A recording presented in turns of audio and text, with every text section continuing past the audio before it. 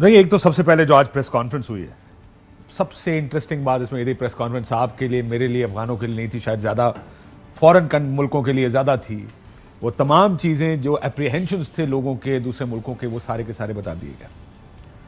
सो मेरा ख्याल है वो सबसे इंटरेस्टिंग ये प्रेस कॉन्फ्रेंस थी। दूसरी तरफ जो अहम चीज़ जो आपने जिक्र किया पंजशेर वैली में, देखिए एक बात याद रखिएगा, अफगानों का जो सेंस ऑफ टाइमिंग और sense of strength and weakness बहुत स्ट्रांग है। अगर आपने इस जंग के बाद देखा हो, एक तो उनको टाइमिंग बड़ी इसका सेंस ऑफ टाइमिंग उनका बहुत अच्छा है, किस वक्त लड़ना है, किस टाइम रिट्रीट करना है, किस टाइम काबुल आराम से छोड़ के चले जाना है।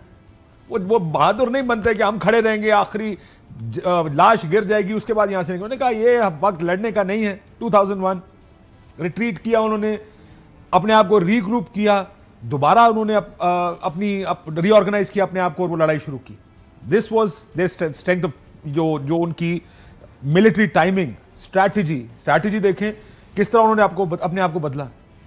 उन्होंने अपने आप को अब वो बना रहे हैं एक्सेप्टेबल दुनिया इंटरनेशनल वर्ल्ड के लिए भी, सबको माफ कर दिया, औरतों के सामने टीवी प्रोग्राम्स में बैठ के इंटरव्यूज दे रहे हैं। This is what they are doing, this is there. मुझे लगता है जो ट्रांसफॉर्मेशन आई है तालिबान में, जो पिछले 20 साल में, जो पिछली रजीम और इस रजीम में जो सबसे बड़ी ट्रांसफॉर्मेशन है, वो यही है कि दे नो नाउ कि वो क्या करना चाहिए और क्या नहीं करना चाहिए। जो आपने पंजशेर का जिक्र किया, देखिए ये तो मुझे नहीं पता कि आगे क्या होगा। कुछ अग्रीमेंट्स हो रहे हैं, अहमद शाह मसूद के साहबजादे ने भी मेरा ख्याल है किस तरह की बात की है कि इनके साथ, तालिबान के साथ चलने की। लेकिन जो पहला कॉन्फ्लिक्ट था जब तालिबान ने टेक ओवर किया 90s में, उस वक्त वो भी बैटल हार्डन थे सोवियट्स के खिलाफ। उधर भी अहमद शाह मसूद और वो तमाम उनका जो ग्रुप था, जो नॉर्दर्न अलायंस थी, उस वक्त वो भी लड़ रहे थे, तालिबान भी लड़ रहे थे। मैं इसको खत्म कर लूं इस तरह। पिछले 20 साल में नॉर्दर्न अलायंस ने गवर्नमेंट की है। अब जो उनकी यंग जनरेशन है वो फाइटर जनरेशन नहीं है, जबकि तालिबान एक लड़ाई लड़के आए हुए हैं। सो अगर लड़ाई हुई भी, मुझे लगता है कि इस दफा तालिबान का पलड़ा भारी रहेगा। इस दफा वो पूरा अफगानिस्तान लेंगे, सिर्फ पार्ट्स ऑफ अफगानिस्तान नहीं लेंगे। साहब एक बात होती है ऑल इंक्लूसिव गवर्नमेंट की, आपको ऑल इंक्लूसिव गवर्नमेंट बनती हुई नजर आ रही है या कि तालिबान, क्योंकि दोहा में भी ये बातचीत हो रही, कल सदर बाइडन ने भी कहा कि जी अशरफ गनी को हमने पहले भी समझाया था, उसने कहा नहीं जी हम लड़ेंगे, और फिर जो हुआ वो हमने देखा। तो अब जबकि तालिबान ने पूरा टेक ओवर कर लिया है, कब्जा कर लिया है, तो उसके बाद वो बाकी स्टेक होल्डर्स को शामिल करते आपको नजर आ रहे हैं, या कि जिसको वो चाहेंगे सिर्फ वही शामिल होगा और अशरफ गनी और अमरुल्लाह साले और दीगर जो है उनकी अब कोई जगह आपको बनती नज़र नहीं आ रही? अमरुल्लाह साले वगैरह वो तो खैर दौड़ चुके हैं, राह फरार इख्तियार कर चुके हैं, उनका नहीं होगा, लाइक माइंडेड होंगे और उसी तरह की कोलिशन गवर्नमेंट होगी जैसे कि बाकी मुल्कों में बनती है। जो लाइक माइंडेड लोग हैं वही आते हैं। ये नहीं होगा कि बिल्कुल एक अपोजिट साइड पे खड़ा हुआ उसको कहेंगे जी आप इसको इंडक्ट करें।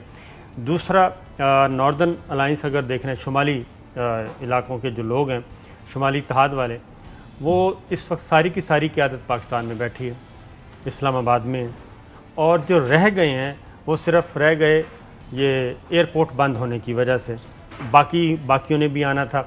तो मैं समझता हूँ कि कुछ इन्फॉर्मेशन भी हैं, और अगर आप दोहा राब्ता किया, अफ़गानिस्तान किया, तो जो नई गवर्नमेंट बनेगी उसमें ऊपर तो अफ़गान तालिबान ही होंगे और अहम वजारतें भी उनके पास होंगी। अब बाकी नीचे उसके अकॉर्डिंगली डिवाइड किया जाएगा कि जितने भी ग्रुप्स हैं उनको।